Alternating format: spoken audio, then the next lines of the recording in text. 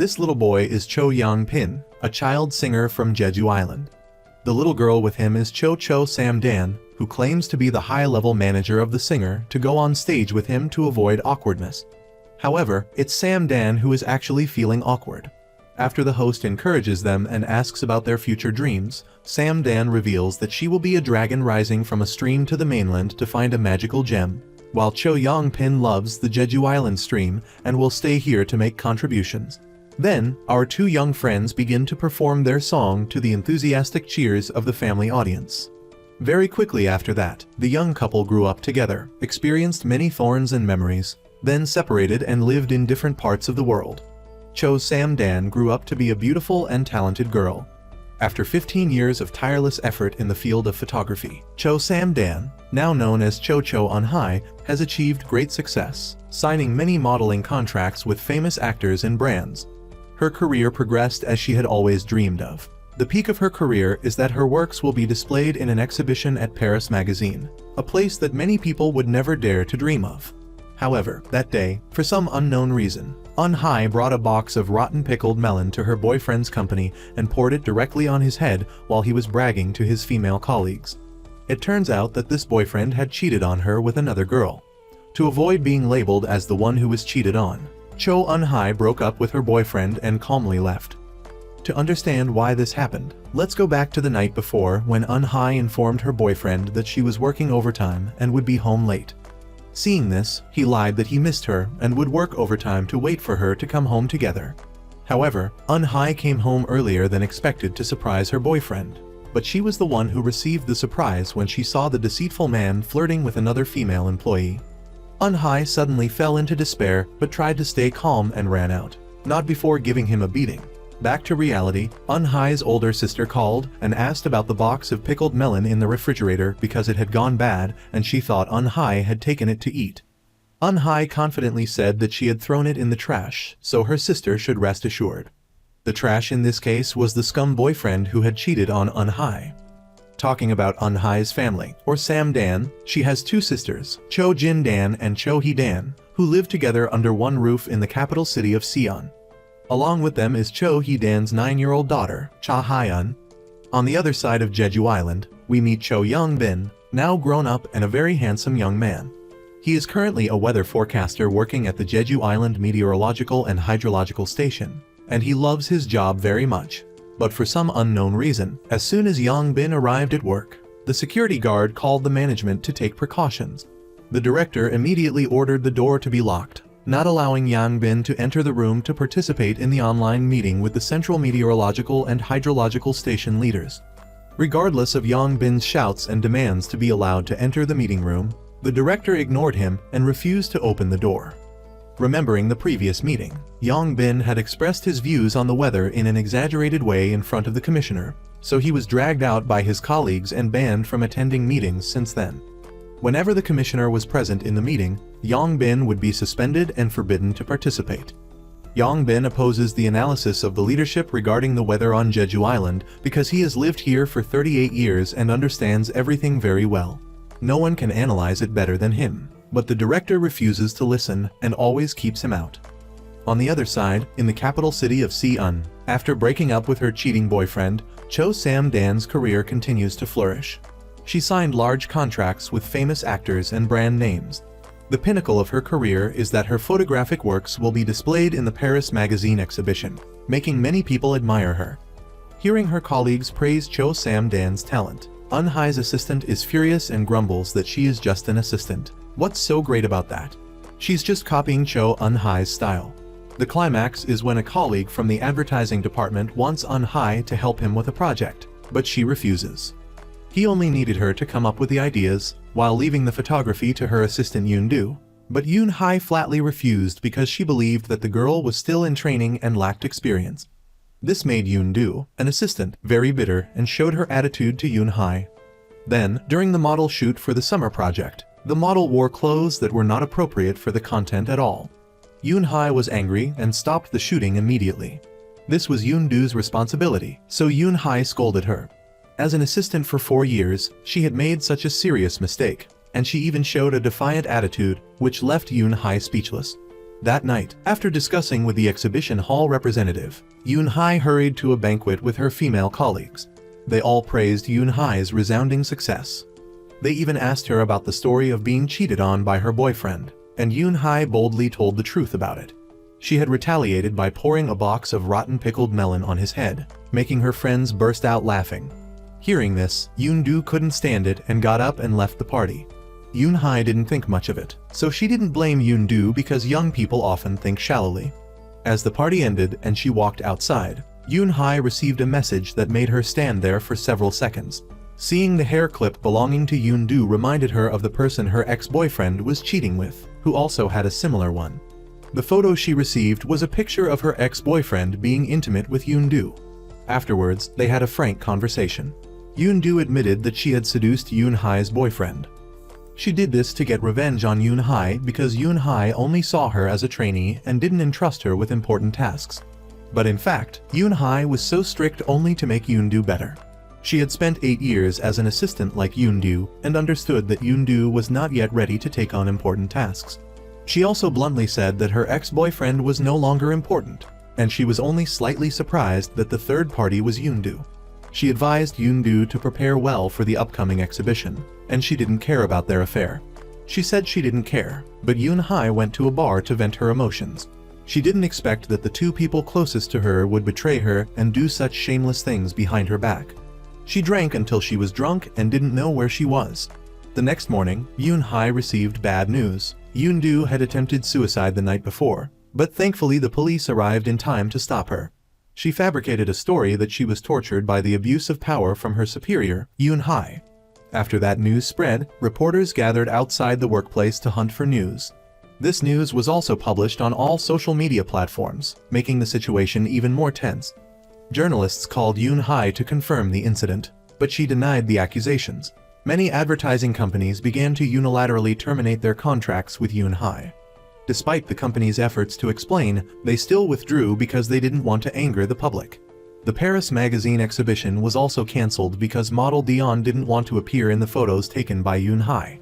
So, 15 years of Yoon-hae's hard work in the arts was ruined by fabricated accusations from someone she never expected. Not only Yoon-hae, but her 2 older sisters were also affected. Netizens dug up her eldest sister's private life and exposed the story of her former daughter-in-law abusing the power of a wealthy family. Her younger sister's private life became the subject of discussion in articles, saying that her divorce and raising her child alone would affect the child. Not knowing what to do, reporters arrived at the 3 sisters' doorstep to wait for news, leaving them with no options. They could only leave the complicated city and return to their hometown to farm fish and grow more vegetables. Back in their hometown on Jeju Island, the security guard Jong Tae showed Yong Bin the news about his ex-girlfriend, Samdan, who was also Yoon-hae. But Yong Bin didn't seem to care much and criticized Jong Tae for being unrefined and snooping into other people's lives. He said that, but when he saw Yoon-hae's news on the internet, he seemed quite worried about his ex-girlfriend. The director, seeing him lost in thought, asked about his situation and reminded him about transferring him to Seoul. Once again, Yong Bin continued to refuse. His colleagues thought it wasn't because of work, but because Yong Bin was trying to avoid someone in Seoul. On the other side, the 3 daughters of the Cho family had found their way back home, causing their parents to be shocked. The parents began to question each of them, asking why they hadn't come home during the long holiday and why they were all back together today. Their father had to explain that they had all gotten time off together, so they were able to come back. But seeing the enormous luggage, their mother was suspicious. She was certain something was going on because whenever one of the daughters had brought a suitcase home, it meant something bad had happened. One had gotten pregnant and cried, another had gotten divorced and laughed as if she had won the lottery. Being the mother of these 3 troublemakers, she felt traumatized. She didn't believe her daughters, so she tried to pry from them what had happened. But all 3 of them tried to cover it up. After that, the 2 older sisters only dared to tell their father about Samdan's recent incident. She was being cyberbullied and ostracized by netizens for abusing her subordinates. Even though she had tried to explain herself, nobody believed her, so she had returned home to avoid the situation. Their father didn't want their mother to know this because it would shock her and affect her health. In another development, in the conversation among the guys on Jeju Island, we learned about the Samdan Atomic Trio, which was the 3 Samdan sisters. The eldest sister was the strong one, Samdan was the crazed one, and He-dan was the audacious one. Jin-dan, the eldest sister, was known as the punching machine of Samdalri because nobody could beat her, regardless of age or gender. She had the strength of a boss lady and controlled the entire Jeju island. Samdan, the middle sister, was a crazed woman who ruthlessly punished anyone who dared to offend her without any mercy. He-dan, the youngest, was audacious, using all sorts of tactics to make money for herself, regardless of age, because she had lived by her own rules since she was a child. In short, the whole neighborhood was afraid of the three sisters. However, these young men didn't know that the sisters had returned to Jeju Island and were about to bring nightmares to the island. The next morning, the Cho family's daughters hadn't even opened their eyes when their mother started yelling at them for getting drunk as soon as they got home. The whole house was in chaos, just like a battlefield. Meanwhile, at Yong Bin's house, he and his father were having breakfast and discussing marriage. His father wanted to introduce him to the village chief's daughter, who was a teacher, but Yong Bin flatly refused. Yong Bin wanted to set his father up with the cleaning lady at his workplace, but his father also refused. Later that day, the Cho family went up the mountain to pick tea. The eldest sister and the youngest sister felt they weren't cut out for manual labor, and were envious of Samdan because their mother let her stay home. Their mother didn't want the neighbors to see her daughter working and then know about her failure in Seoul. The two older sisters thought that their mother was trying to keep Samdan from meeting Yong Bin, because they had been in love but broke up for unknown reasons. Samdan stayed home and read news articles about herself online, making her feel even more pressured because the articles were full of false information that belittled her. At this moment, Yong Bin came over with gifts. He had known Maida for many years and called her mother because he loved her so much. When Samdan saw Yong Bin, she quickly switched to incognito mode and hid in her room. Yong Bin knew someone was hiding in the room, but no matter how he called out, the person wouldn't come out. Seeing the house in disarray, Yong Bin thought it was a burglar and immediately called his two friends to help him catch the burglar at the Cho family's house. His two friends immediately rushed over with their weapons to catch the burglar. Yong Bin tried to open the door and ended up in a tug-of-war with Samdan because he thought she was the intruder. When the door opened, Yong Bin froze for a few seconds because the person in front of him was Samdan, his ex-girlfriend whom he hadn't contacted in years. She was the person he had been trying to avoid by not going to Seoul, because she had abruptly broken up with him and hadn't given him a chance to hold on. Samdan had returned to find Yong Bin and mend their relationship, but he refused to meet her, and so the two of them had been separated. This naive guy asked a ridiculous question: why was Samdan there when it was her house? Besides that, his two friends, Yoon-eun and Jong-tae, were rushing over with their weapons to catch the burglar, making Samdan feel embarrassed and not know where to look. So, Yong Bin covered Samdan with a blanket and told her to stay there while he went out to deal with his two friends. Yong Bin tactfully chased his neighbor away to prevent anyone from seeing Samdan, and upon returning home, he felt so embarrassed that he left immediately. He couldn't understand why he acted so foolishly. That night, Samdan, feeling as miserable as a dog that had been bitten, went to the port to drink beer and drown her sorrows. She texted her assistant, Yoon-do, asking why she had done that to her, but only received silence in response. At Mai-do's workplace, her colleagues asked about her second daughter, but Mai-do was completely unaware of her daughter's abuse of power and the subsequent ostracism. After consuming several beers and becoming intoxicated, Samdan stumbled towards the edge of the port, contemplating taking her own life. Fortunately, Yong Bin was there and pulled her back, but he accidentally fell into the sea. Although a sailor, Yong Bin couldn't swim, so Samdan jumped in to save him.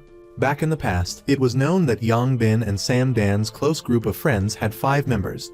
But this time, when they went to Seoul to start a business, there were only Yong Bin and Samdan. They promised to rely on each other, make a lot of money, and then return to build their hometown. While they were talking about their plans, 2 masked men stole their tickets. They chased after them and found out it was their 2 friends, Yoon-yu and Jong-tae. They would also join them on their journey to Seoul to start a business. So who was the other person? It was Sang-do. Jong-tae revealed that he didn't have enough money to buy a plane ticket and was left behind on Jeju Island. However, when they arrived in Seoul, reality hit them hard. They found out that success wasn't easy.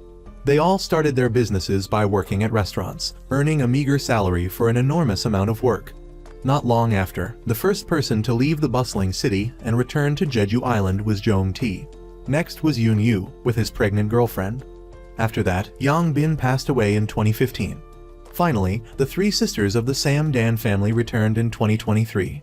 It was like young birds who tried to fly, but then returned home. Samdan successfully rescued Yong Bin from the water. She scolded him for being foolish and not knowing how to swim but still jumping into the water. Yong Bin was too ashamed to face Samdan, so he told her to go home first and left him alone. He felt very embarrassed. Samdan playfully teased him the same way he had teased her, which made him furious. On her way back, Samdan said that she returned to Jeju Island not because she had failed, but because she missed her family. However, Yong Bin knew her well. Back home that night, Samdan couldn't sleep. Looking at Yong Bin's house, which was still lit, she suddenly remembered the beautiful memories they had together. They were close friends since they were kids, growing up together and experiencing many ups and downs. The next morning, Yong Bin checked the articles about Samdan at work. He read all the negative comments and understood how she felt. The news of Samdan's return spread through the village, and everyone knew. People in the neighborhood were talking about her. Samdan's mother knew about the online accusations, but chose to stay silent because she knew blaming her daughter wouldn't solve anything and would only cause her more trouble. Upon hearing that Samdan was back, Yoon Yu and Jong Tae went to her house to find her. They stood outside and called her, but Samdan didn't dare answer. She was too afraid to face everyone. On their way back, the two friends met Sang-doo and told him that Samdan had returned. Immediately, Sang-doo drove his sports car to Samdan's house. He was very happy to see her after so many years of losing contact. When he was young, Sang-doo had a crush on Samdan, but was too scared to tell her. But now, Samdan wasn't ready to talk to anyone, so she politely sent Sang-doo away. That night, Samdan went out to buy beer and ran into some neighbors and colleagues of her mother who were talking about her story. Some people spoke badly about her and believed the story, but others defended her and didn't believe she could do that to her subordinates. Samdan couldn't face them, so she quietly went home. But everywhere she went, she heard people talking about her story. They didn't feel sorry for her, but they felt sorry for her mother. After the incidents with her two daughters before, this happened to Samdan again. Hearing this made her feel even more humiliated. When she was feeling hopeless, Yong Bin intentionally appeared and advised her to think carefully and not do anything foolish like the night before. Samdan said that she didn't intend to commit suicide last night, just that she was drunk and a little bit crazy. Yong Bin felt relieved because he knew she was strong and wouldn't do anything like that. Then he invited Samdan to go out drinking with him and their friends, so the group of 5 superheroes reunited. Hearing Jong Tae talking about Samdan failing and returning home made her angry. She explained that she was only back to visit her hometown and would leave after a few days. She hadn't failed as everyone thought. She turned and left, still feeling upset, so her friends chased after her to comfort her. Samdan was furious and berated her friends. She said if they were truly her friends, they wouldn't be indifferent to her failure. They should investigate if someone intentionally harmed her. Samdan cried and poured out her heart. She was completely innocent in this matter and didn't do anything like what the press reported. Afterward, Samdan returned to the drinking table but drank alone. Her friends didn't dare to approach her because she was too drunk. They couldn't anticipate what she would do in this state. Eventually, she passed out. Luckily, the group managed to catch her. It was a really funny sight. The next morning, Samdan woke up and couldn't remember how she got home. She mustered her courage and explained to her mother that the articles in the press were fabrications. She would never do anything so shameful. However, Maidu questioned her, asking why she ran back home if she didn't do anything wrong. Maidu said she would go with Samdan to explain everything, but Samdan felt it wasn't that simple. She believed that no matter what they said, outsiders wouldn't believe them. She went to the hospital to find Yoon-doo, hoping to get justice for herself. But she was met with silence and helplessness. That's why she returned to Jeju, to her home, because only her family believed her. At the company, Samdan's subordinates were cursing Yoon-doo, saying how dare she show her face after what she did to Samdan. But Yoon-doo didn't care about what her colleagues said. She took a handkerchief from her drawer and left. Samdan's ex-boyfriend was waiting for her. He seemed scared and submissive towards Yoon-doo. It was unclear what she had on him. Meanwhile, Maidu dragged Samdan to meet some aunts in the neighborhood. She wanted Samdan to explain everything clearly to everyone, but Samdan was shy and couldn't speak. So, her mother explained on her behalf. confirming that her daughter didn't abuse her power over subordinates and that her daughter was cheated on. Moreover, the one accusing Samdan of abusing her power was actually the other woman. Hearing this, Samdan couldn't believe her mother could say this, and everyone started gossiping about Samdan's love life. From then on, everywhere she went, people talked about Samdan, pitying her for being cheated on and framed by the other woman. On the other side, Chung Kai, Samdan's ex-boyfriend, called Samdan, but her phone was with Yong Bin after their fishing trip the night before. He answered the phone but didn't say anything. Chung Kai wanted to know where Samdan was and asked for her help because reporters were now at his house. He wanted Samdan to come back and apologize to everyone. This made Yong Bin furious. He refused on her behalf and hung up.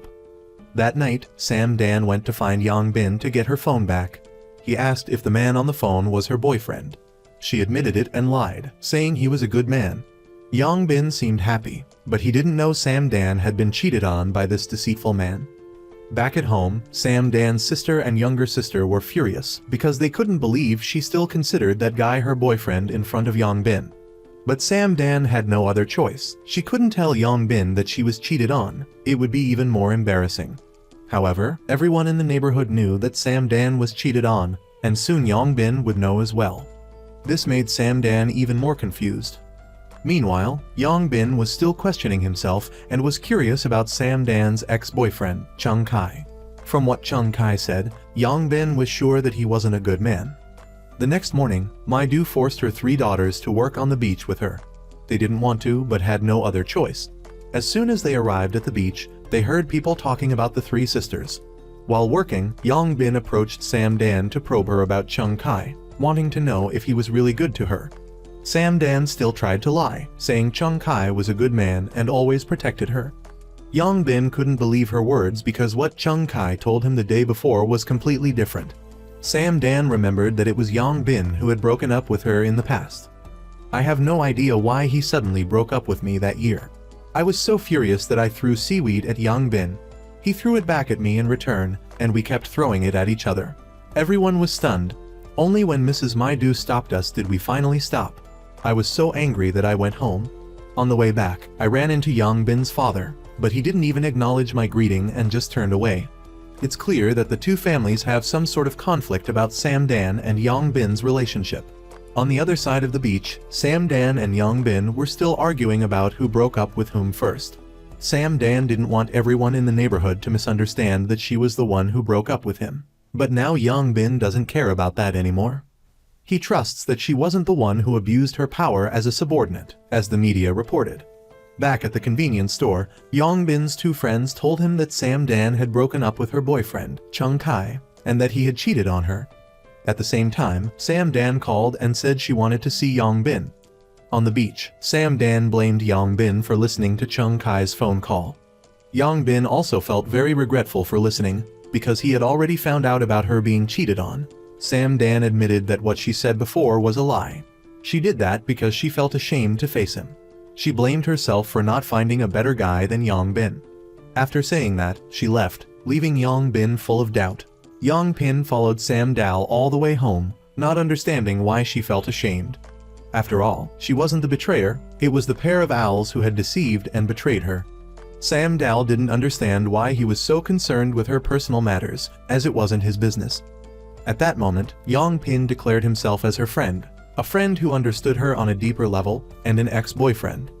Because of this, Samdal wasn't ashamed in front of others, but only before Yong Pin. After changing clothes, she emerged to find a bag of medicine on the table. Memories flooded back of how he always appeared with medicine whenever she was sick or injured. Meanwhile, Yong Pin's mind was in turmoil. He had just casually declared himself as her ex-boyfriend. However, he couldn't ignore her intention to forgive that scumbag. Even a stranger would have tried to stop her. The next morning, the words from the previous day echoed in Samdal's ears, driving her crazy. Seeing her distress, her older sister and younger sister rushed over, gossiping noisily, which only made her angrier. She chased them both out. In another development, Yong Pin was at an art exhibition, where photographs of the 2 female divers, his mother and Samdal's mother, were displayed. Yong Pin pointed out to Sangdu that there were 4 people in the photo, not 2, because both he and Samdal were still in their mother's wombs. Sang-do asked about their argument in front of so many people, but Yong Pil felt it was normal because they had always been like that since they were kids. At that moment, his niece brought a bag of medicine, saying she found it hanging by the door and assumed it belonged to Samdal. Just then, someone reported that a journalist had gone to Samdal's social media to dig up dirt on her. Outside, a group of aunts gossiped about Samdal and Yong Pil breaking up, blaming each other for leaving first. In the end, no one knew who left who, because even the people involved weren't sure. At that moment, Samdal's mother arrived, confused as to why they were digging up their children's past relationships. However, the aunts wouldn't stop, asking if she knew what was going on. This angered her, and she yelled at them. The scene changed as Samdal's mother had to go to the construction site and asked her oldest daughter, Jedu, to work there as well. While chasing after someone who had jumped the fence, Jedu accidentally bumped into her ex-husband. She called her younger sister, Samdal, and asked her to bring beer to the beach for them to drink together. At that moment, Samdal saw a limited edition car with a lucky license plate and couldn't help but exclaim. Sang-do happened to be there and pulled him away, worried that any scratches would cost him his house. However, a second later, he was shocked to learn that it was Sang-do's car. Samdal was extremely excited to be in the supercar and reminded him that she had always been good to him. The two arrived at Jindal's meeting spot, but she was already drunk and climbed into Sang-do's car, demanding him to take her home. Finding the place peaceful, Samdal sat and pondered her life. At that moment, Yong Pil arrived. Samdal was surprised he always seemed to find her, while Yong Pil felt the village was so small that they could see each other just by turning around. Yong Pil thought she shouldn't be ashamed in front of him and should continue to be carefree and do as she pleased, as before. However, Samdal didn't like him pretending to understand her. She said that over the past 8 years, she had had 4 boyfriends and her salary had increased tenfold compared to before. Therefore, she had changed, and he couldn't understand her as before. The next morning, journalist and Kang Hyun went to Samdal's house and snooped around her private life. As he was about to take a picture, Yong Pil appeared in time to stop him. Sang-do also arrived, recognizing him as the journalist, and questioned him. Seeing their aggressive attitude, the journalist quickly left.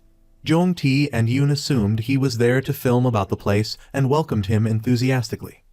However, after hearing Yong Pil's explanation about the journalist's sneaky intentions to pry into Samdal's life, they smashed his camera. Jong-tae's mother came to tell them about the incident and asked her not to go out, because if the journalist came, he would definitely interview her. However, Samdal couldn't sit still, seeing that they hadn't come back. Meanwhile, at the police station, Yong Pil was helping the two repair their camera, because the journalist was demanding 8 million won for compensation, which Yong Pil didn't have. Right then, Sang-do, wearing his full apron, ran over with a box of refreshing supplements, making the journalist laugh derisively. However, when he poured out the contents of the box, it was filled with money. Sang-do explained that it was just the morning revenue from the restaurant. Seeing that there was too much, Yong Pil took 8 million won and gave it to the journalist. At this point, the journalist recognized the 2 people he had met at Samdal's house and realized that they were all her friends. Kang Hyun turned to accuse them of deliberately breaking his camera and saying bad things about her, making Jong-tae furious and asking the journalist what he knew about her to say those things. Samdal heard these words from outside and was deeply touched. Kang Hyun threatened to write an article the next day about everything, but Samdal went up to him and told him to write about her freely. Then, she reported to Sang-bong that the journalist had snuck into her yard, which was trespassing, then snuck into her mailbox, which was an invasion of privacy, and then secretly took pictures of her, which was an invasion of her right to privacy. He also claimed that she was in her pajamas, which was harassment. He asked for evidence, but she didn't have any. At this point, Sang-do remembered that his car had a dashcam, which was the evidence. He had arrived at her house just as the journalist was there, so everything was captured on film. The group went to a bar to celebrate, but Jong-tae's face was sad. He had been sad because she had entered a different world from everyone else, but he had never wished for her to fail. Since the day she started her photography career, he had always been behind her, cheering her on and bragging about every article that mentioned her name. On the day Samdal was promoted, Sang-do had also sent a large bouquet of flowers. All of them had never forgotten her and considered her their pride and joy. Therefore, none of them wanted to see her fail. The scene then shifted to Yong Pil's workplace. He said that it would rain today, but the people there insisted that it wouldn't. At that moment, it started raining heavily and Yong Pil grinned like a winner. His workplace could oversee everything, which was why whenever he saw her sitting alone, he would show up. Seeing that it was about to rain, he was going to bring an umbrella, but Sang-do arrived first with an umbrella in his hand. Samdal couldn't understand why he was there, so Sang-do said that maybe it was telepathy. He saw her sitting alone and the sky was about to rain, so he ran out to buy 2 umbrellas, but for some reason he threw one away and left his car to come running over. He did all this just for a moment of romance with her. Just then, Yong Pil also arrived. Seeing them hugging, he couldn't be happy and said he suddenly wanted to go for a run, which neither of them could believe. Yong Pil then pulled out the umbrella he had prepared and gave it to Samdal. They then left together. Meanwhile, in the city, Samdal's subordinates were trying to find someone to help her, but they were very cautious and didn't agree.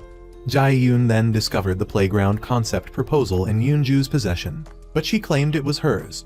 The two went back to check the security camera footage and discovered that she had used the excuse of cleaning up to steal Samdal's documents. The two immediately reported it to Samdal. Upon hearing this news, Samdal couldn't hold back and rushed to Sang-do's place to ask him to take her back to Seoul. However, due to being submerged in water for too long, Sang-do's luxury car wouldn't start. Finally, the 3 of them had to take Yong Pil's car to the airport. When they got there, the 2 insisted on going with her and said they had nothing to do. As soon as she arrived at the company, she went straight to the meeting room, making everyone stunned. Her ex-boyfriend, who had helped Yoonju steal her idea, had the audacity to say it was just a coincidence. Yoonju, shameless, claimed that she could think up ideas like that easily. Samdal played the clip proving that she stole her manuscript, and the shameless creature explained that she only referred to it. Samdal was too tired to talk about it anymore, and asked if she really wanted to log out because of her. She never mistreated her or did anything outrageous to make her think like that. For a long time, she had been wondering and feeling uneasy, not knowing what she had done until she learned that the manuscript had been stolen. Samdal gradually realized that she had been building everything up just to bring her down and take her place. Yoonju still had the audacity to say that even if she knew, what could she do, because no one would believe her now. Samdal didn't care about that. He only wanted to hear her confirm it herself. Finally, Yoonju admitted that she hadn't been honest with him. Hearing Samdal scream, everyone rushed in. Chung Kai asked her what she wanted to do, but Yong Pil rushed over, pushed him away, called him a piece of garbage, and took her out. Samdal collapsed in Yong Pil's arms, sobbing uncontrollably. Sang-do stood from afar, watching the 2 of them. He was always the one who came after. They stayed like that until she cried all her tears out. Then they finally separated. Sang-do ran over, pretending he didn't see anything, and told them to go back. But Samdal told them to go ahead because she wasn't done yet. Inside the room, Chung Kai was still fuming over the way Yong Pil looked at him. Yoonju, thick-faced as always, still wanted to proceed with the script, even though she had stolen it. But she wanted to frame Samdal for stealing it. Just as she entered, Chung Kai ran to her and asked who she was. Samdal looked at him with half an eye and said she would consider the idea a gift for the 2 of them.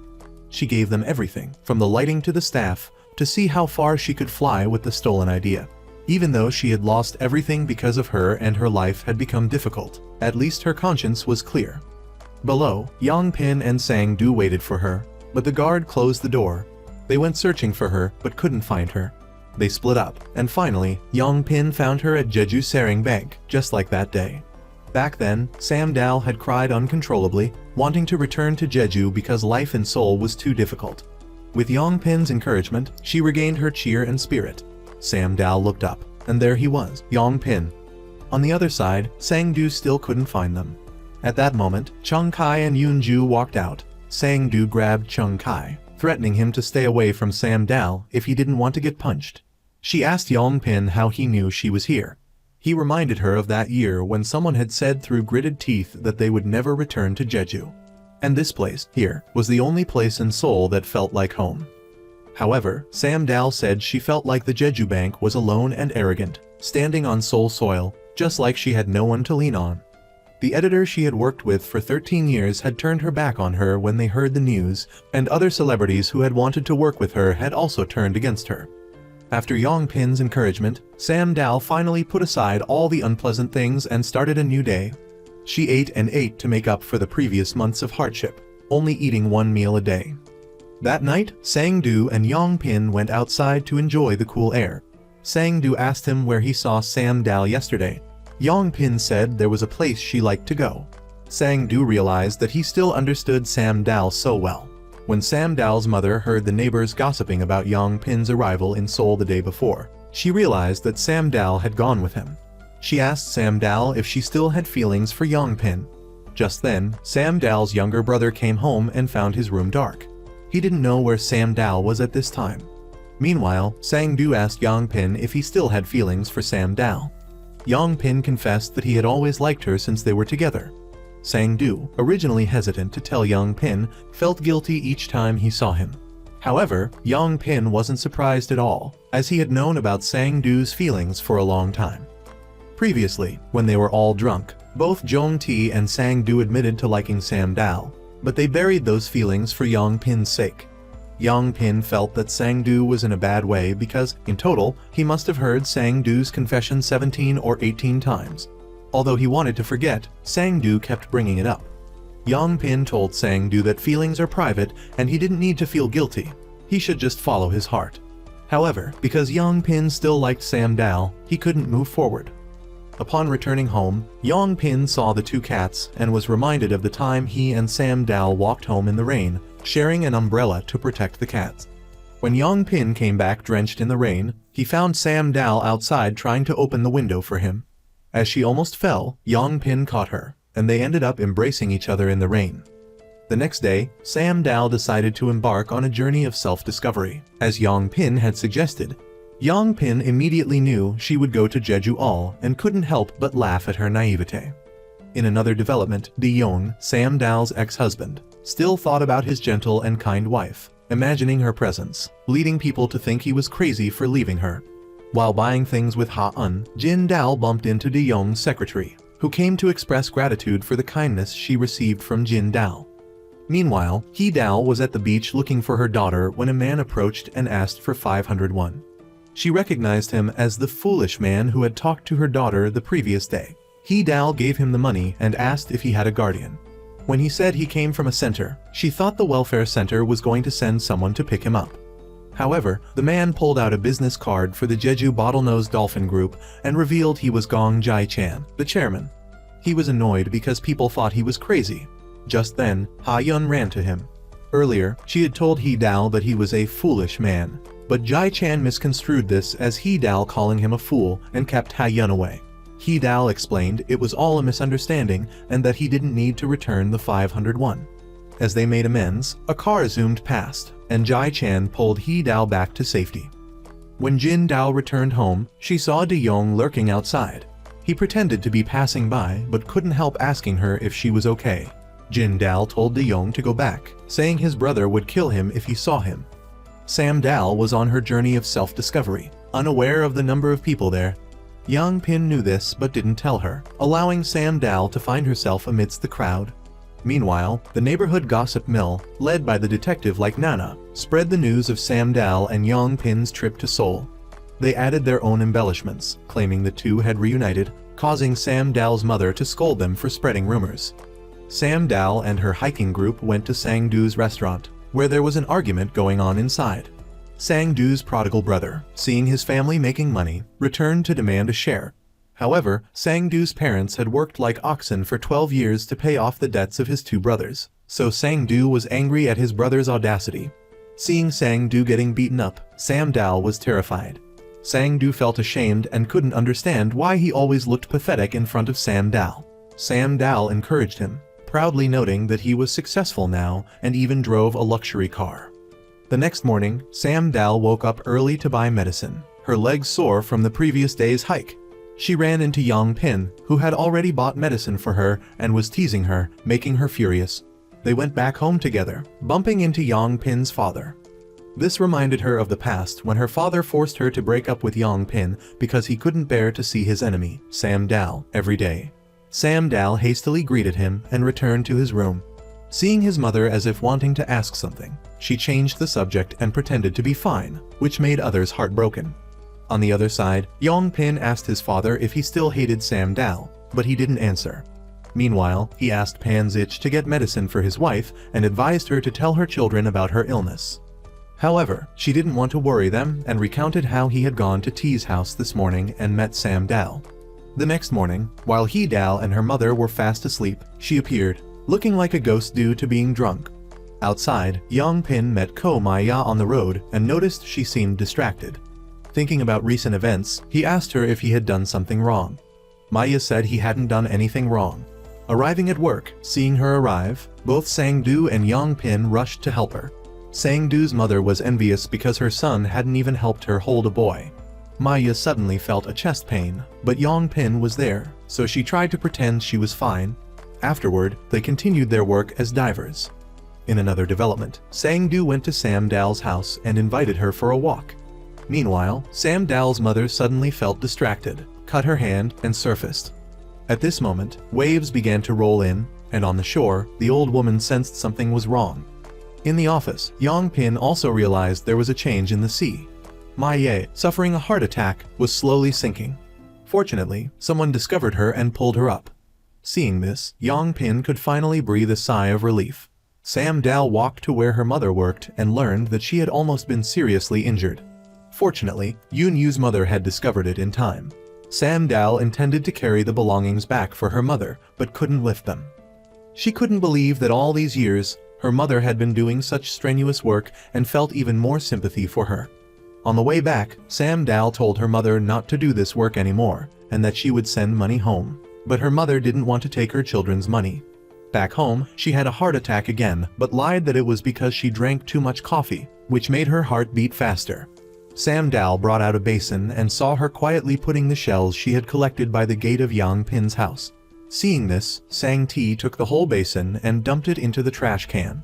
In another development, Ha-yeon saw Jai-chan and ran to him. They both loved dolphins and got along well. Seeing Hee-dal approaching, he thought she was the girl's aunt.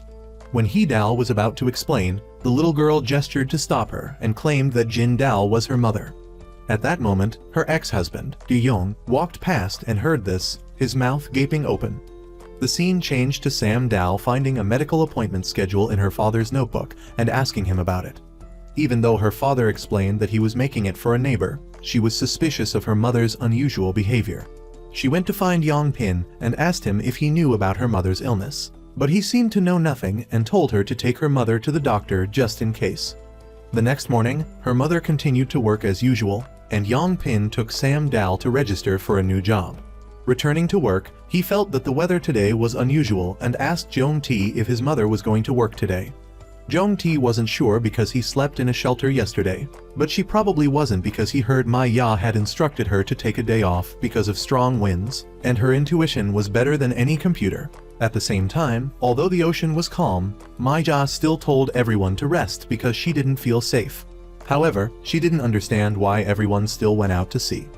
Seeing that a storm was about to break out, everyone called out to each other to return to shore. But at this moment, Ma-ya had a heart attack and fell to the bottom of the sea. At the Weather Forecasting Center, they received news that a female diver was missing, and that person was their Ma-ya. It was only then that she learned about her mother's heart condition. Afterward, Yoon-yu pulled her out. The other divers returned and informed their families.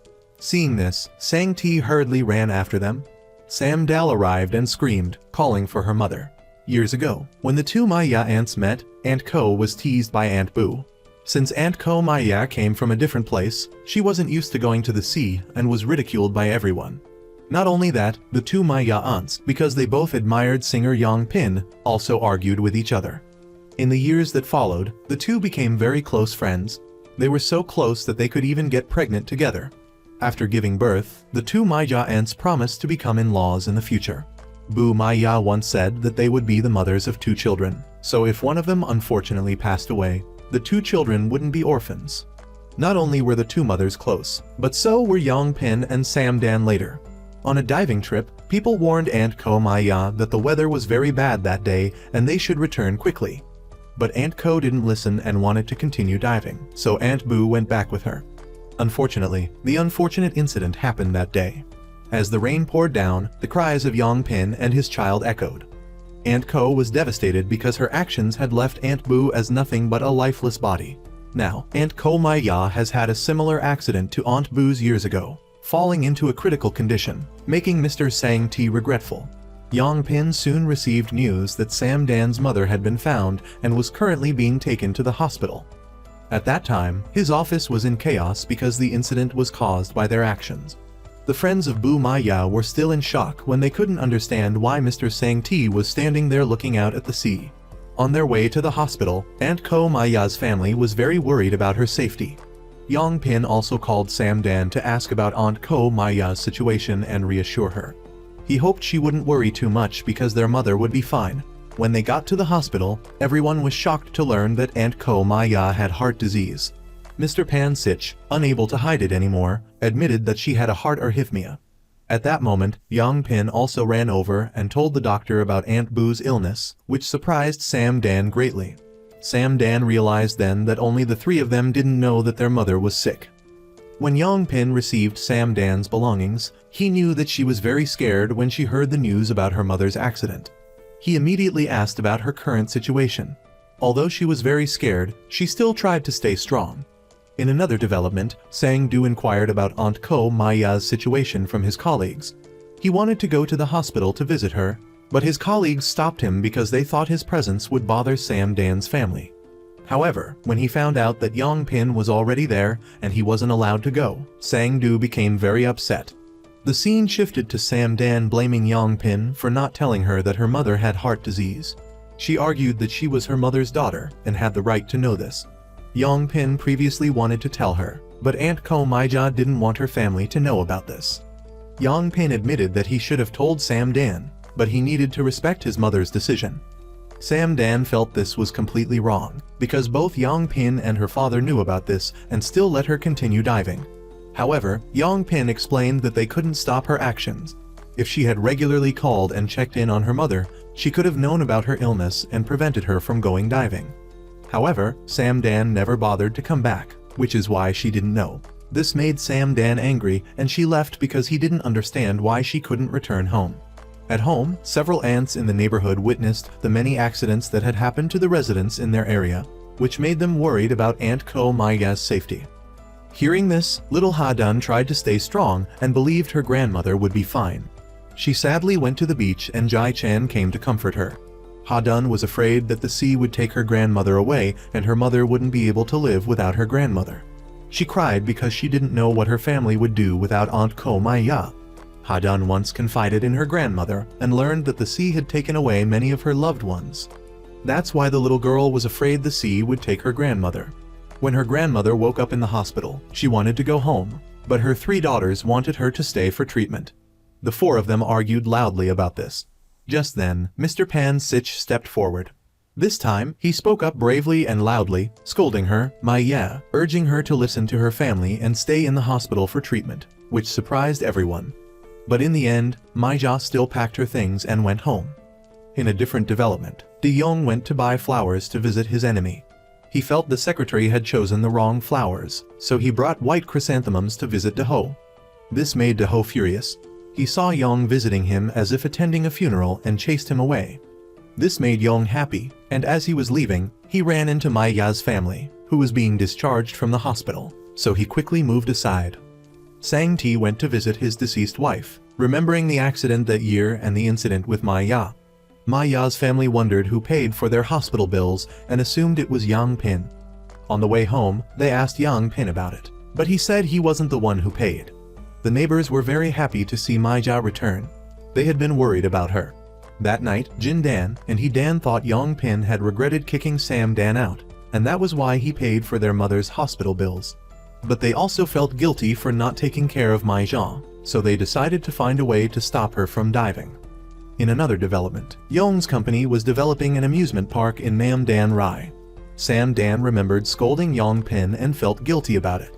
Feeling like she should be grateful to him, Sam Dan asked to meet him. At the same time, Sang Ti saw Maya's float with the pattern and remembered the pattern Yong Pil kept in his room. Yong Pil's co-worker then realized that he used the pattern on the float cover to make it easier for him to find Maya. Seeing that he was worried about her getting sick from diving, they thought he was still in love with Sam Dan. This made the two young men discuss Yong Pil and Sam Dan's relationship. Sang-ti returned to Yong Pin's room and found many pieces of fabric with prominent patterns. The pair of lovebirds went to the beach to find Ma Ya's float.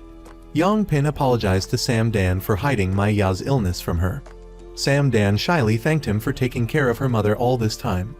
After a while of whispering, they started teasing each other, reminding Yong Pin of their old days together. That night, Yong Pin returned home and was scolded by his father for making the float cover for Ma Ya. This made his father angry, and he demanded that Yong Pin immediately transfer to the management team in Seoul. Sang-ti had always hated Ma Ya for years, but for Yong Pin, this had nothing to do with him. He still believed that his mother's sacrifice was not related to Ma Ya. The two had different opinions, but his father realized that Yong Pin was doing this because he liked Samdan. The scene shifted to two young men drinking and discussing Yong Pin and Samdan's relationship. As they were bad-mouthing Yong Pin, Samdan came looking for him. Because he was drunk, Kyung-ti accidentally blurted out that Samdan had broken Yong Pin's heart for 8 years. It was because of Samdan that Yong Pin gave up joining the management team and stayed there waiting for her. After that, Yong Pin searched everywhere for Samdan because Kyung-ti had told her the truth. Kyung-ti's words made Samdan think, because Yong Pin had done everything to protect her family.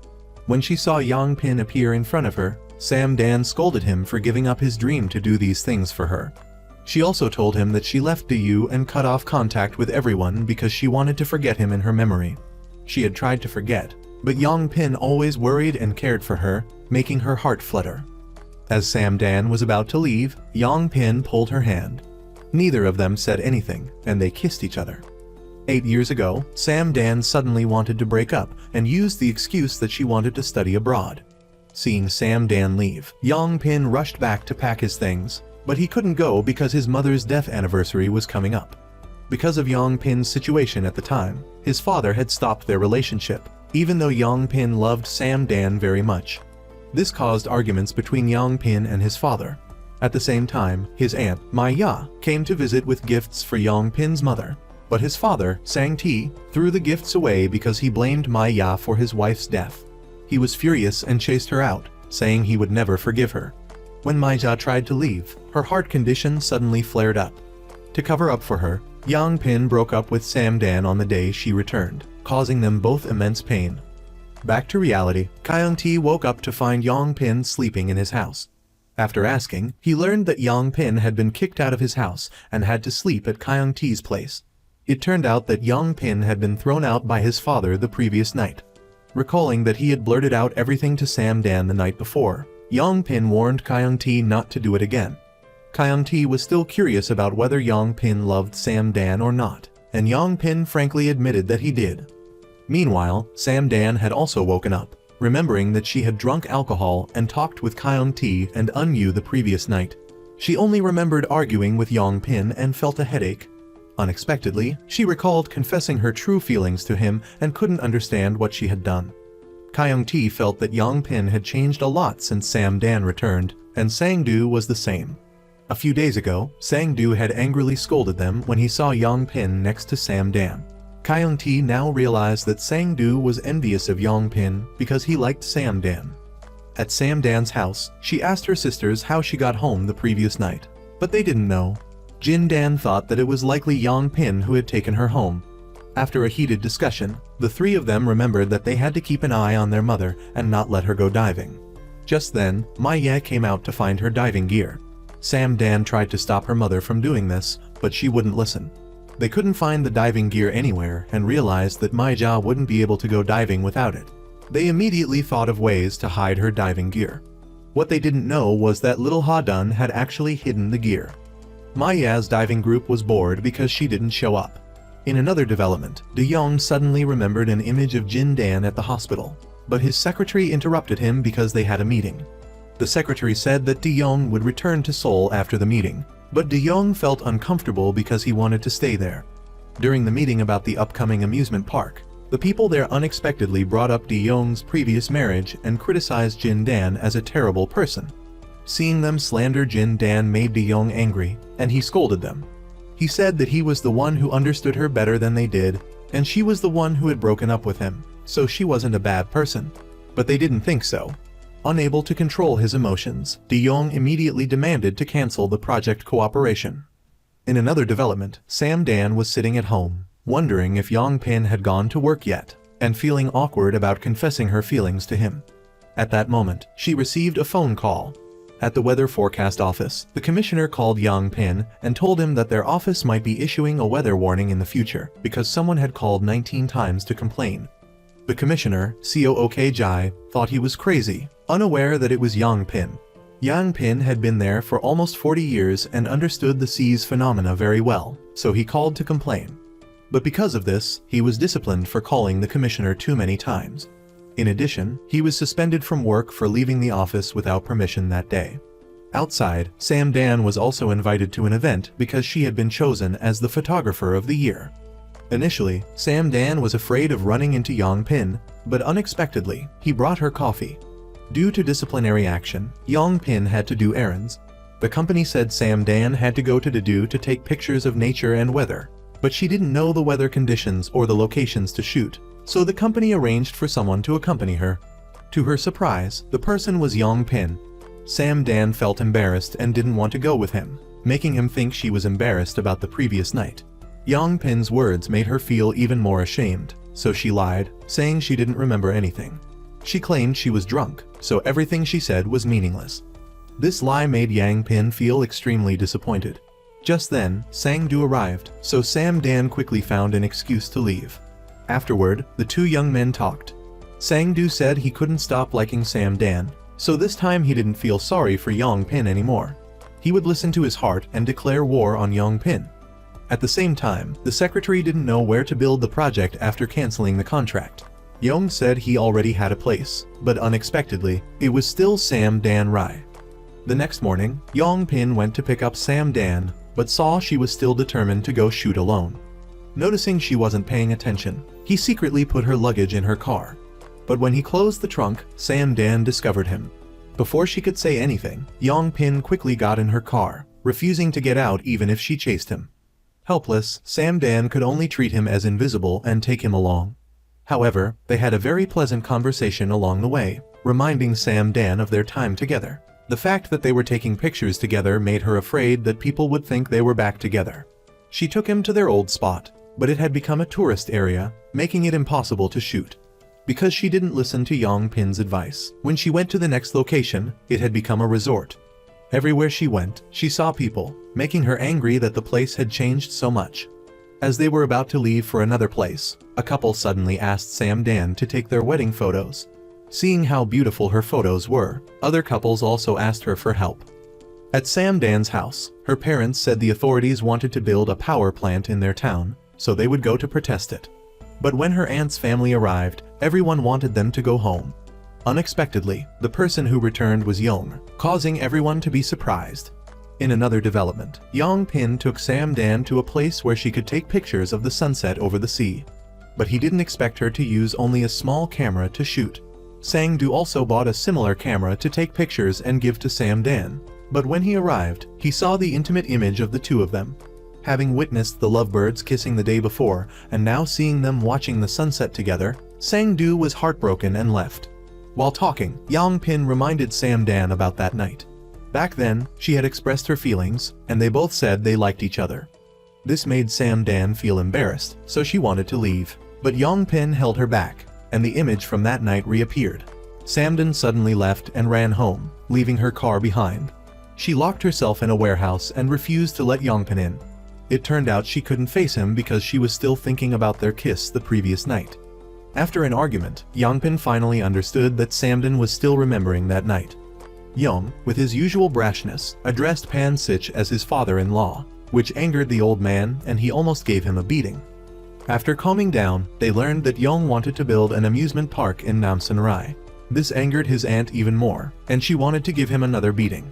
That night, Pan Sich wanted to talk to Yong, but he didn't know how to address him properly. The secretary also informed Jandon that Yong moved the project to this location because people in Namsan had been spreading rumors about her.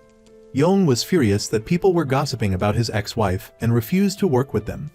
Meanwhile, Pan Sich scolded Yong for breaking his promise to Jandon and then kicking her out with a divorce paper. Back then, Jandon had been mistreated by her mother-in-law and brother-in-law, so she angrily exposed them to the law, which led to the divorce. The memories of that time made Pan Sich wonder if Yong had been truly happy since then. As they drank, father and son spilled their hearts out, both drunk. The old couple of doves had been sitting at the doorway since afternoon. Yongpin hoped that his actions would touch Samdin's heart and that she would lean on him again. Hearing these words, Samdin finally opened the door and trusted him once more.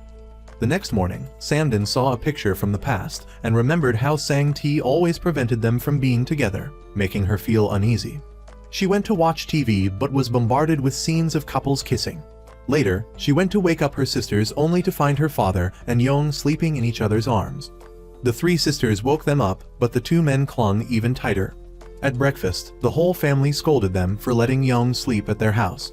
When Yong ate a dish that Jandin used to cook, he remembered how he had criticized it and angrily kicked her out. At the office, Yongpin received news that his father wanted him to transfer to the countryside. Unju went crazy because she couldn't complete her photos. Unbai called Samdin to tell her the news.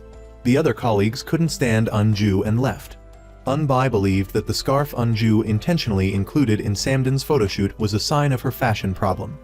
Soon after, Samdin received a call from Yongpin, reminding her of their argument last night. He vowed to do everything to make Samdin reconsider and agree to be with him. While Samdin was feeling down, Yongpin suddenly appeared, making her shy and wanting to chase him away again. This time, Yongpin followed her, claiming that he was there for work. But he could easily see that Samdin was always worried when she saw him. Sang-Du's mother saw Samdin and Yongpin as a perfect couple and wanted to arrange a match for them. This angered Sang-Du, who refused and argued with his mother. They had a heated exchange outside, witnessed by the old couple of doves. Samdin wanted to know why the two young men were acting this way, but Sang-Du only wanted to talk to Yongpin privately. Seeing the two argue outside, Samdin feared they might fight and quickly intervened. Unexpectedly, her presence only fueled their argument. Meanwhile, Jandin was trying to stop Yong from building the amusement park in Samdin Rai, but received news that a team of female divers had arrived. Yongpin and the others rushed to the scene when they heard this. Two teams of female divers argued about building the amusement park in Namdin and Samdin and started fighting. Yongpin and his friends tried to stop them but were beaten up. Jandin revealed that this was the consequence of Yong not building the park in Namdin. After this incident, the two lovebirds went back home hand in hand. Yong Pin, who was distracted by Samdan's beauty, led her astray. When she reprimanded him, he said that with her beauty, his eyes were simply unable to focus on the road. Afterward, the couple went back to their hideout to eat noodles. Maya, Samdan's mother, received news that her daughter was out and hadn't returned yet. She immediately went out to look for her and found the lovebirds sleeping in the same bed. She couldn't bring herself to wake them up. While sleeping soundly, Samdan snuggled into Yong Pin's embrace without realizing it. The next morning, Mansu's appearance woke both of them up, causing Samdan to panic and leave, asking Mansu to keep it a secret. Outside, the owner informed Samdan that her mother came to their place last night and saw them sleeping together. Returning home, Samdan rushed to explain herself to her mother, but Maya didn't pay any attention. She really didn't make a big deal out of it, even if it was Yong Pin. Knowing that her daughter was smitten with Yong Pin, Maya wanted to go talk to Sang-Ti, but he disrespected her. In another development, Yong waited at the convenience store for Jin Dan. When he saw her, he was overjoyed.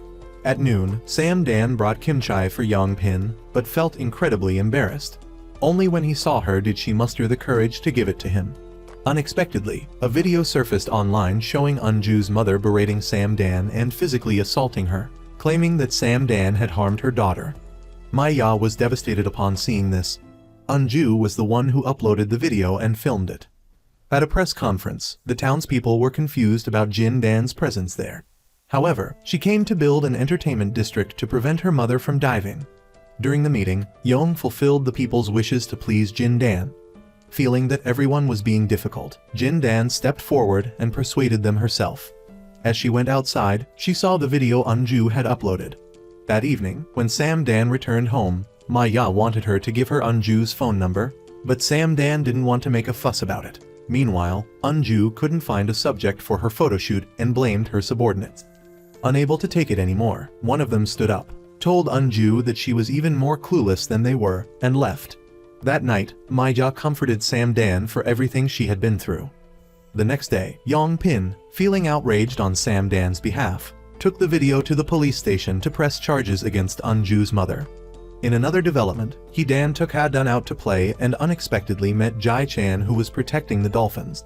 Ha-dun, seeing this, asked her mother to join them because she felt it was the right thing to do. After a conversation, Hee-dan learned that Jae-chan was the president of the Dolphin Center. Upon returning to the center, Jae-chan told Hee-dan that Ha-dun was a very warm-hearted girl. Worried about her mother's safety, Ha-dun had hidden her diving suit, which moved Hee-dan and made her thank her daughter. At the convenience store, Kyan-T's mother saw Unju and called her and her daughter over. Thinking that she was there to make trouble for Samdan, they wanted to fight her. This scared the two playboys and they ran away. Immediately, everyone informed Yong Pil and Maya. They also showed up at the scene, and Maya threw a bucket of water at them. She stood up firmly and demanded justice for her daughter. Unju, scolded by Maya, remained silent. Before leaving, Samdan told Unju to retract the video and upload it again because no one believed she was the victim anymore. Samdan warned Unju not to pull any more stunts there because it was her territory. That evening, Sang-T went out drinking with his friends and learned that Yong Pil was being disciplined because of the incident involving Maya. This angered him, so he went to see his son. He found him with Samdan. Sang-T had pleaded with Samdan to stay away from his son 8 years ago. He didn't understand why she was back now. Hearing this news, Yong Pil was stunned. He couldn't believe that his own father had sought out Samdan years ago to ask her to break up with him. Yong Pil couldn't remain calm when his father kept saying that Samdan's mother was the one who killed his wife. Yong Pil believed that the person who made him suffer like this was his father, not anyone else.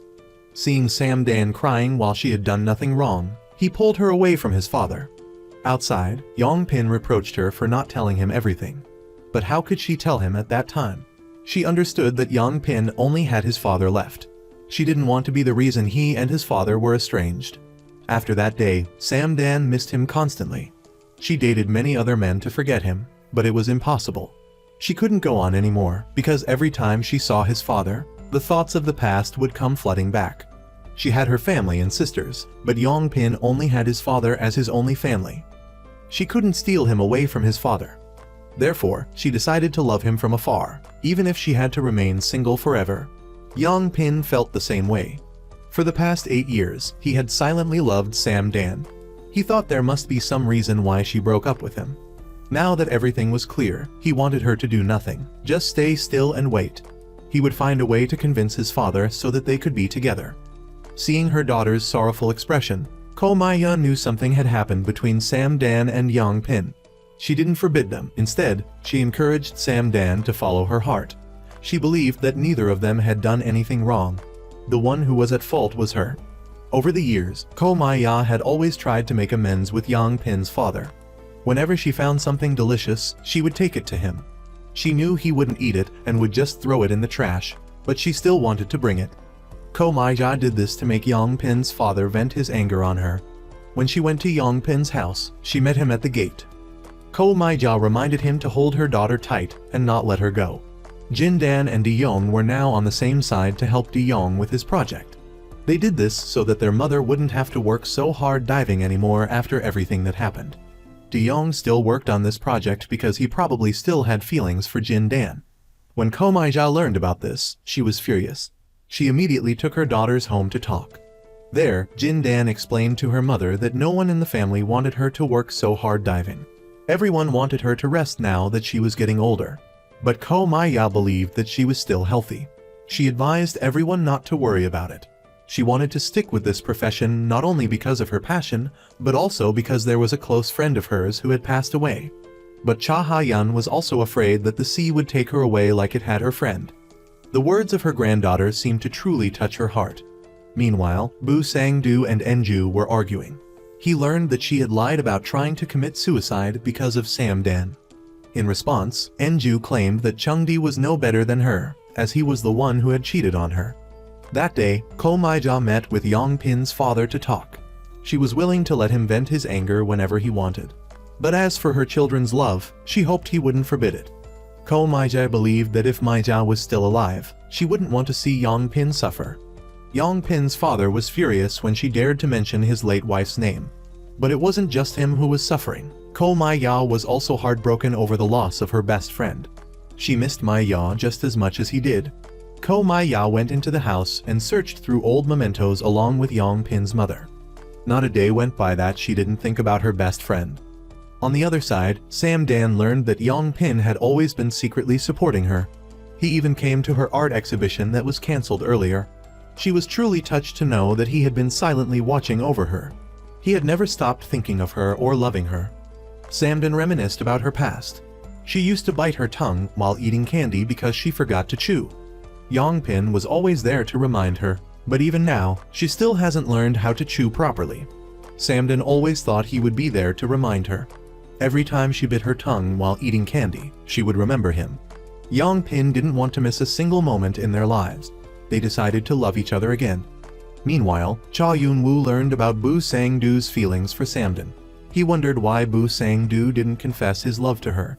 Bu Sang-doo understood that if he confessed, Samdan would be very uncomfortable. He was content with loving her from afar. Samdan had never had any romantic feelings for Bu Sang-doo. If she knew about his feelings, she would feel uncomfortable and guilty.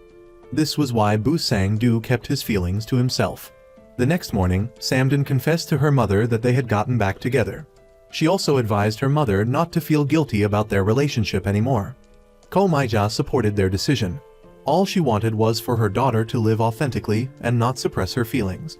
Ko Maija brought food to Yong Pin's father. This time, she didn't leave it at the door but went inside the house. Yong Pin's father was visibly upset that she was in his kitchen again, but she didn't care about his words. She said that if he didn't want to eat, he could go to his room and let Yong Pin eat with her. He was her son too, because Ko Ma-ya and Yong Pin's mother had made a promise. She wasn't the one who killed Yong Pin's mother, as he had been saying for the past 20 years. She begged him to forgive her. From now on, she wouldn't do it again. Ko Ma-ya even brought food to Yong Pin's grandparents. Over the past few days, Yong Pin and Samdan had been inseparable. They were together whenever they could. While camping, they held hands in front of Yong Pin's father to solidify their love. Afterwards, he wanted to talk to his son alone. He asked Yong Pin why he was doing this, even though he had tried to stop them. Yong Pin said he only loved Samdan. It was like his father's love for his mother. He couldn't live without her. He hoped his father would open his heart. Hearing this, his father silently left without saying a word. That day, Yong Pin unexpectedly received news that his father had suddenly taken a leave of absence from work. He rushed home but couldn't find his father anywhere. He called him many times, but his father didn't answer. Yong Pin informed Samdan of the situation. He knew his father was at his mother's place because whenever he was sad, he went to her. Samdan wanted Yong Pin to go fetch his father, but he refused. He knew his father was stubborn and created a shield around himself that was difficult to break through. The next morning, Samdan went to Yong Pin's father's place alone. She knew he never hated her, so she wasn't afraid. Before Myra passed away, he had loved Samdan very much, but his feelings changed suddenly overnight. At the house, Samdan said that she was still holding Yong Pin's hand, and would wait until he could open his heart. Her sincere words started to change Yong Pin's father's mind. He ran after Samdan and saw her standing next to his son. A smile reappeared on his face after many years. He wouldn't stop them anymore. He wished for them to be together forever. Hearing this, Yong Pin and Samdan were speechless. The scene shifted to the villain, Inju. She saw a news report on Samdan participating in a weather photography exhibition. She immediately contacted the media. She continued to play dirty tricks to ruin Samdan's life. After being granted permission by Yong Pin's father, the two were inseparable. They chatted endlessly and held hands as they walked home. Yong Pin couldn't believe that his father had agreed. They had been apart for a few seconds, and Samdan already felt a pang of longing. So, she pulled Yong Pin back to her house to sleep there to ease the longing. They tiptoed in like thieves, afraid of waking everyone up. They hugged each other tightly in happiness. After that, I don't know what happened next. The next morning, Samdan's parents entered her room and were horrified by what they saw. They both jumped up when they heard Mr. Choi's voice. Yong Pin explained that he didn't do anything to Samdan, but Mr. Choi still chased him throughout the village. Yong Pin then sought out Bu Sang-doo, who already knew about their reunion. Even though he didn't do anything wrong, Yong Pin still felt uneasy facing Bu Sang-doo. However, Bu Sang-doo understood that even with his best efforts, he couldn't have Samdan. He was content with silently loving her and even wished Yong Pin and Samdan happiness. That day, news of Samdan's return to photography was met with harsh criticism from the press. They exposed the fact that she used the name Samdan to deceive everyone. The public was furious and constantly called the meteorological and hydrological station, where she was taking photos for the upcoming exhibition. Under public pressure, they were forced to replace Samdan. Despite Yong Pin's attempts to explain that the press was fabricating the story, it didn't help. Seeing how they continuously harassed the staff there, Samdan knew she should withdraw. Meanwhile, Yong Pin's father had finally decided to forgive Ko Maya after meeting his wife. However, this didn't mean he would forget his wife. Afterwards, he took the clean pot and returned it to Mrs. Maya. He praised her cooking and said he finished everything. He knew Mrs. Ko Maya still remembered his wife, especially when she went diving and when she saw Yong Pin. That was enough for him to be satisfied and forgive the past misunderstandings. Jin Dan, on the other hand, sought out De Yong after learning he was kicked out of his house. The reason was because he disobeyed his parents to pursue the park project on the island. He did it all for Jin Dan and her family. He could endure everything as long as she forgave him, because Jian still loved Jin Dan very much. On the other side, Chung Gi accidentally learned a secret about Enju. It turned out that she had been collaborating with advertising brands for a long time. The scarf she always wanted to feature in Samdan's photos was because of this. She secretly received money to promote their products, piggybacking on Samdan's former fame. Chung Gi could no longer tolerate Enju. He blamed himself for leaving Samdan for someone as deceitful as her. He ended their relationship with her. That night, Chung Gi went to Samdan's house alone. He revealed to her that the article was written by Enju. But Samdan no longer cared about those things. Then he knelt down in front of her and begged her to save him. The project was due next week, but Chung Gi still didn't have a theme. He didn't want to be fired, so he wanted Samdan to return and help him. After hearing this, she was speechless. Just then, Yong Pin arrived. They both left, leaving Chung Gi to rant and rave. The next morning, Samdan planned her own exhibition project. She wanted to do it under the familiar name Samdan and photograph the charming people and beautiful land. But she didn't know where to do it secretly because the reporters were hunting her down these days. Fortunately, some kind neighbors lured them all over the village, without revealing where Samdan lived. People also found evidence of Enju illegally promoting products from small online stores. She was paid to insert products into photoshoots, even when she was working for Samdan and everyone else. This needed to be clarified quickly to prevent the reporters from constantly harassing them. That night, Yong Pin suddenly had an idea. He wanted Samdan to do the project in their village. The reporters would be at the weather exhibition that day to find Samdan. This would be our chance to secretly open the exhibition here without anyone bothering us. Samdan was still hesitant because all her photos were at the meteorological center, but Yong Pin had a way to get them out. As predicted, a large group of reporters gathered at the meteorological center that day. They were unaware that the weather exhibition had been cancelled. Meanwhile, Yong Pin led a team of divers from the village to retrieve the photos. The ants would distract the reporters surrounding the building while Yong Pin's group would secretly retrieve the photos. The ants would make a commotion by revving their car engines and creating a disturbance. After the plan was successful, everyone left. Meanwhile, Bu Sang-du, along with his friends, was looking for Chung Gi, the scoundrel who knew the secrets of Enju. They pressured him to reveal her secrets. Everyone knew that the wretched woman had taken money to promote products for brands, but concrete evidence was needed to catch her. After a while, Chung Gi fell for the trap and revealed all of Enju's secrets. The audio recording of his confession was then uploaded to social media. Samdan's abuse of power was revealed to be Enju's fabrication. The reporters turned their attention to hunting down the wretched woman. Enju, aware of the situation, quickly sought to escape. Finally, Samdan was cleared of her unjust accusations. After everything was settled, everyone in the fishing village helped Samdan with her project. In a rapidly changing world, Samdan had found a way to not be swept away and lose herself. Samdan photographed all the villagers next to the beach. Yong Pin's father also wanted to be featured in the exhibition. Everyone was there, including those who had contributed to the village. The simple, familiar work was beautiful. The project that Samdan was undertaking was to have the people she loved see it first. There was no need to search far for good things. They were always around us. After the successful exhibition, life returned to its peaceful state. Samdan had a fresh start under her real name and received many invitations to return to the mainland. Bu Sang-do walked along the beach with Samdan. She was curious why he hadn't contacted her while she was in Seoul. He had her phone number and studio address. He sent her flowers every time she won an award. Samdan knew he had feelings for her, but there were many women in Seoul, and he should choose a better girl for himself. Samdan's younger sister was now a grown woman.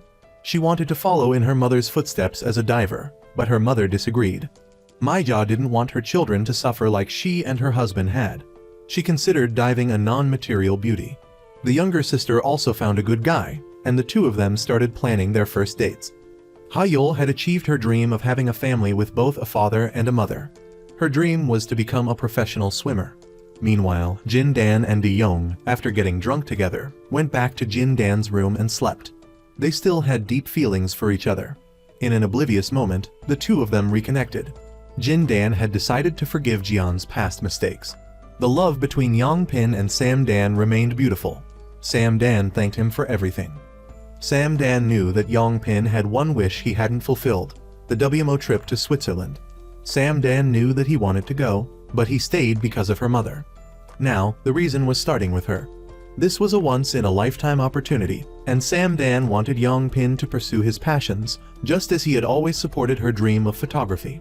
Yong Pil then went to Switzerland to study. Samdan went to Seoul to continue pursuing her dream of photography. Life continued as usual for Samdan. Her career was progressing as it should have been.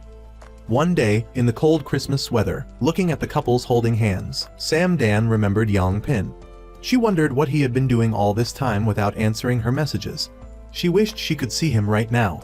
Suddenly, the sky turned white with snow. Yong Pil appeared in front of her like a dream. The two embraced.